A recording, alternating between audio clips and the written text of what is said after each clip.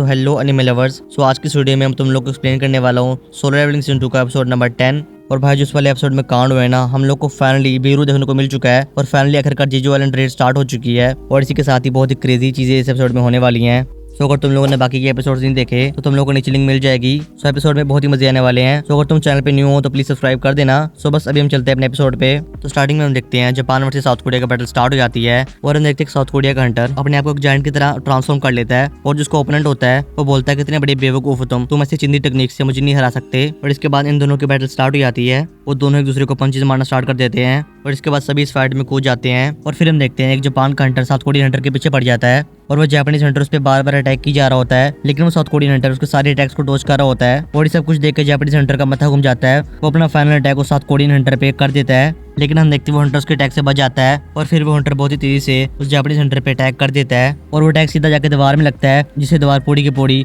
टूट जाती है। और ये सब कुछ देख कर उस बंदे का साथी उसको चुकन्ना होने के लिए बोलता है, लेकिन वो जापानीज हंटर एक चीज बोल गया था कि वो भी किसी के साथ फाइट कर रहा है और इसी चीज का फायदा उठा के उसका ओपोनेंट उस पर अटैक कर देता है। लेकिन वो जापानीज हंटर उस अटैक को बहुत इजीली डॉज कर लेता है। फिर इसके बाद हम देखते हैं चेयरमैन गोगानी और जिनवू और चोयोंग को, वो भी ये सारी फाइट्स को देख के बिल्कुल शौक हो रहे होते हैं। और चोयोंग तो ये तक बोल देता है कि अगर ये सारे लोग ऐसे फाइट करते रहे तो शायद ये पूरा अरीना टूट भी सकता है। लेकिन इसके बाद हम फाइनली देखते हैं बेक और एक जापानीज हंटर की फाइट को। हम देखते हैं बेक अपने बीस्ट फॉर्म में ट्रांसफॉर्म हो जाता है और वो अपने ओपोनेंट पे अटैक कर रहा होता है, लेकिन पता नहीं क्यों उसका जो ओपोनेंट होता है वो उसके सारे अटैक्स को डॉज कर रहा होता है और वहां से भाग रहा होता है डर के। हम देखते हैं उस जापानीज हंटर की बड़ी फट रही होती है और वो बिल्कुल भी बेक से लड़ना नहीं चाहता और बेक ही सब कुछ देख के बोलता है तो ये बात है। और फिर हम लोग को पता चलता है कि जो जापान की गिल्ड का मास्टर है रियूजी, वो ये सारा टूर्नामेंट इसलिए करवा रहा है ताकि जितने भी इसके गिल्ड के मेंबर हैं उनका पावर लेवल भर पाए और वो सभी लोग जेजू आइलैंड की रेड के लिए रेडी हो पाए। और फिर ये सब कुछ सोचने के बाद बेक उस बंदे पे अटैक कर देता है, लेकिन हम देखते हैं वो बंदा वहाँ पर होता ही नहीं है। उसकी जगह वहाँ पर दोनों ओपोनेंट आ जाते हैं जापान के।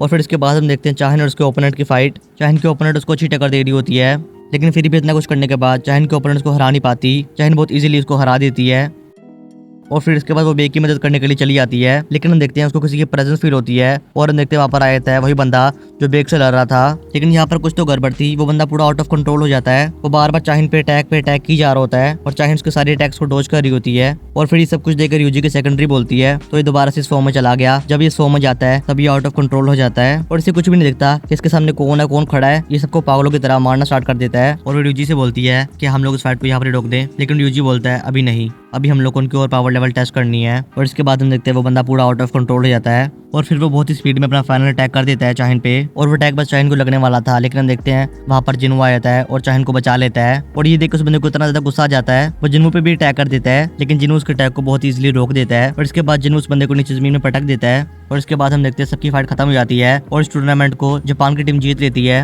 और जिनवू की पावर देखने के बाद रियूजी अपनी सेकेंडरी से बोलता है क्या ये बंदा सच्ची में मेज है, और उसकी सेकेंडरी बोलती है बिल्कुल सर, इस बंदे के पास सारी मेजेस की पावर है। और फिर हम देखते हैं रियूजी की सेकेंडरी जिनवू के पास जाती है और उसको बोलती है हमारे गिल्ड मास्टर रियूजी तुम्हारे साथ फाइट करना चाहते हैं। और ये बात को सुनकर जिनवू अपने माइंड में सोचता है ये बहुत अच्छा मौका अपनी पावर को टेस्ट करने का। जब से मैं डेमन कैसल से आया हूँ मैंने अपनी पावर को टेस्ट नहीं किया और ये बहुत अच्छा मौका अपनी पावर लेवल को टेस्ट करने का। और इसके बाद जिनवू बहुत इजीली फाइट के लिए हाँ बोल देता है। और फिर हम देखते हैं फाइनली जिनवू वर्सेस रियूजी की फाइट स्टार्ट होने वाली होती है और इस फाइट को देखने के लिए वहाँ पर सभी लोग रेडी हो जाते हैं। और फिर हम देखते हैं जिनवू को वो फाइट के लिए रेडी हो रहा होता है और वो कुछ बोलने वाला होता है, लेकिन हम देखते हैं रियूजी फटाफट जिनवू पे अटैक कर देता है, लेकिन जिनवू उस अटैक को डॉज कर लेता है और बोलता है ये तुम क्या कर रही हो, मैं कुछ बोलने वाला था। लेकिन रियूजी कुछ भी नहीं बोलता, उसको बहुत ज्यादा गुस्सा आ रहा होता है जिनवू पे। वो फटाफट जिनवू पे अटैक की जा रहा होता है बार बार और जिनवू बहुत इजीली उसके अटैक्स को डॉज कर रहा होता है और वो स्माइल करते बोलता है अब इसके अटैक्स मेरे लिए कुछ भी नहीं है, जब से मैं डेमन कैसल से वापस आया हूँ मैं इतना ज्यादा पावरफुल हो चुका हूँ कि अब ये मुझे बिल्कुल भी हरा नहीं सकता। और ये सब कुछ देखकर रियूजी का बड़ा माथा घूम जाता है। वो बोलता है अब प्लान में चेंज आ चुका है, अब इसको मैं पूरा खत्म कर दूंगा। फिर वो बहुत ही स्पीड में अपना अटैक कर देता है जिनवू पे और उस अटैक को देख के सभी लोग वहाँ पर घबरा जाते हैं। लेकिन हम देखते हैं जिनवू उस अटैक को रोक लेता है और बहुत ही गुस्से में रियूजी को बोलता है अब तेरा बहुत हो चुका है, अब तूने मुझे बहुत गुस्सा दिला दिया है, अब तुझे मैं छोड़ूंगा नहीं। और रियूजी भी सुन के बैठने वाला जो था नहीं, उसको भी बहुत गुस्सा आया था ये बात सुनकर जिनवू की। और फिर हम देखते हैं दोनों अपना पावर अप करते हैं और एक दूसरे पे अपना फाइनल अटैक करने वाले होते हैं। लेकिन हम देखते हैं जिनवू को पीछे से चाहिन और बेक पकड़ लेते हैं और रियूजी को भी सेम उसके टीम मेंबर पकड़ लेते हैं। और इससे पहले अरीना तबाह हो जाता सभी लोग मिलकर उनकी फाइट को वहीं पे रोक देते हैं। और फिर हम देखते हैं सभी लोग उस अरीना से जाने वाले होते हैं, लेकिन हम देखते हैं जिनवू को उसने अपने सारे शैडो सोल्जर्स को उन सभी के पीछे लगा दिया होता है और ये लोग अब जहाँ भी जाएंगे जिनवू को उन सबकी इन्फॉर्मेशन मिलती रहेगी अपने शैडो सोल्जर से। और इसके बाद ये सीन यहाँ पर कट हो जाता है। फिर हम देखते हैं फाइनली जूही को वो हंटर एसोसिएशन की टीम से बात कर रही होती है, लेकिन हमें ये नहीं बताया जाता कि वो किस चीज के बारे में बात कर रही होती है। और इसके बाद हम देखते हैं सभी लोग अरीना से जा रहे होते हैं, लेकिन हम देखते हैं चेयरमैन गोगानी के पीछे जिनवू आ जाता है और जिनवू बोलता है चेयरमैन गोगानी क्या मैं आपसे 2 मिनट बात कर सकता हूँ। और यहाँ पर ही सीन कट हो जाता है। फिर हम देखते हैं नेक्स्ट सीन में शाहीन और चोयोंग गाड़ी में बैठे होते हैं और यहाँ पर हम लोग को पता चलता है कि जिन्हों जेजू आइलैंड की रेड में नहीं जाने वाला। और फिर चोयोंग शाहीन से बोलता है अब हम कुछ नहीं कर सकते, जिनमें अपने कुछ रीजन होंगे इसलिए वो हमारे साथ नहीं जा रहा, लेकिन फिर भी डरने की बात नहीं है, हमारे पास टोटल 15 एसरेक हंटर्स अभी भी हैं, हम लोग किसी भी हालत में जेजू आइलैंड की रेड को जीत करेंगे।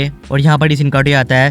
फिर हम देखते हैं नेक्स्ट सीन में जब जिन्हों अपने घर वापस जाता है तो हम देखते हैं उसकी मॉम उसका वेट कर रही होती है डिनर के लिए और ये देख के जिन्हों खुश हो जाता है। फिर जब वो सब लोग डिनर कर रहे होते हैं तब जिन्हों बोलता है मैं जेजू आइलैंड में नहीं जा सकता, मुझे कितने सालों बाद अपनी फैमिली दोबारा मिली है और अब मैं अपनी फैमिली को दोबारा खोना नहीं चाहता, इसलिए कुछ भी हो जाए अब मैं जेजू आइलैंड में नहीं जाऊंगा। और इसके बाद हम देखते हैं जेजू आइलैंड का सीन। वहाँ पर हम देखते हैं सारे एंट्स चेंबर में से निकल रहे होते हैं और हम देखते हैं फाइनली एंट क्वीन को, वो एक बड़े से चेंबर को देख रही होती है और उस चेंबर के अंदर हम लोग को फाइनली दिखता है बीरू। और एंट क्वीन बीरू को देख के बोलती है मेरे बेटे अब तुम ही हो जो हम सभी को यहाँ से आजाद करवा सकते हो और हम सबको आगे लीड करोगे और तुम हमारे नए राजा बनोगे। और ऐसे बोलते ही बीरू अपने चेंबर से बाहर निकलना स्टार्ट कर देता है और जैसे ही वो बाहर आ रहा होता है हम देखते हैं उसका कलर रेड से ब्लैक हो जाता है और जैसे ही वो फाइनली चेंबर से बाहर आता है वो बहुत ही गुस्से में अपना डार्क अटैक कर देता है। तो भाई अब जेजू आइलैंड में बहुत ज्यादा मजे आने वाले हैं, अब आगे बहुत ही क्रेजी चीजें होने वाली हैं क्योंकि बीरू आ चुका है फाइनली। और इसके बाद हम देखते हैं जितनी भी हंटर फोर्सेस थी वो सभी लोग एक साथ इकट्ठे हो जाते हैं और जेजू आइलैंड में रेड करने के लिए रेडी हो जाते हैं सभी लोग। हम देखते हैं जूही को और मिस्टर संग को, ये लोग भी इस जेजू आइलैंड के मिशन में शामिल हो जाते हैं। इन लोगों ने मेडिकल टीम में ज्वाइन किया है, ये लोग यहाँ पर रह के सबको हील करेंगे। और इसके बाद हम देखते हैं फाइनली चॉपर और शिप्स पे बैठ के लोग जेजू आइलैंड में आ जाते हैं फाइनली। और उन सभी हेलीकॉप्टर में से हम एक हेलीकॉप्टर को देखते हैं जिसमें सारे एसरेक हंटर्स जाने वाले हैं, लेकिन हम देखते हैं वहाँ पर मिंगसुंग भी आया होता है। और मैं तुम लोग को बता रहा हूँ भाई मुझे तो लग रहा है ये मिंगसुंग पहला बंदा होने वाला है जो जेजू आइलैंड में सबसे पहले टपकने वाला है। लेकिन खैर हम देखते हैं बेक को,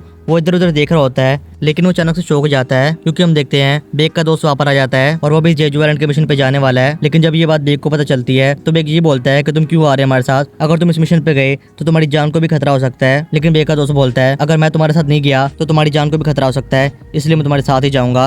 और ये बात सुन के बेक मान ही आता है और फिर ये लोग फाइनली जेजू आइलैंड के लिए निकल जाते हैं। और जब ये लोग हेलीकॉप्टर में होते हैं तो हम एक बंदे को देखते हैं जो कि सारा जेजू आइलैंड का सीन लाइव रिकॉर्ड करने वाला है। और उनमें से एक हंटर उस बंदे को बोलता है तुम ये सब कुछ लाइव रिकॉर्ड करने वाले हो, तो जब ये सारे एंड्स हमला करेंगे तो लाइक तुम अपने आप को बचा लोगे एंड से। तो बंदा बोलता है डरने की बात नहीं है, मैं एक ए रैंक हंटर भी हूँ। लेकिन सब कुछ चल ही रहा होता है। हम देखते हैं बेक को, वो अपनी मन में ये सोच रहा होता है हम लोग को किसी भी तरह ये मिशन को पूरा करना पड़ेगा, हम लोग को इस जंग को जीतना ही होगा। लेकिन वो ये बोल ही रहा होता है। हम देखते हैं वहाँ के सारे एंड्स उन पे अटैक कर देते हैं, जिनको के देख चोयोंग बोलता है इन सभी को मेरे पे छोड़ दो, मैं इन सभी को अकेला देख लूंगा। और जब चोयोंग बाहर जाता है तो हम देखते हैं वहाँ पर सैकड़ों एंड्स होते हैं। और इसके बाद चोयोंग एक फायरबॉल अटैक बनाता है और उन एंड्स पे मार देता है और सिर्फ उस एक ही अटैक से वो सारे के सारे एंड्स मर जाते हैं। और इसके बाद हम देखते हैं वो सारे के सारे लोग उस आइलैंड पे लैंड हो जाते हैं। और यहाँ पर हम लोग को पता चलता है कि जितने भी जापानीज हंटर हैं वो यहाँ के सभी नॉर्मल एंड्स को मारेंगे और बाकी जितने भी साउथ कोरियन हंटर्स हैं वो यहाँ की मेन एंड क्वीन को मारने जाएंगे। और इसके बाद हम देखते हैं जिन्वू को जो कि अपने डेली क्वेस्ट को पूरा कर रहा होता है, लेकिन फिर वो जेजू आइलैंड के बारे में सोचता है और बोलता है वहाँ पर जितने भी लोग गए हैं वो काफी ज्यादा स्ट्रॉन्ग हैं, उनको मेरी फाइट में जरूरत नहीं पड़ेगी।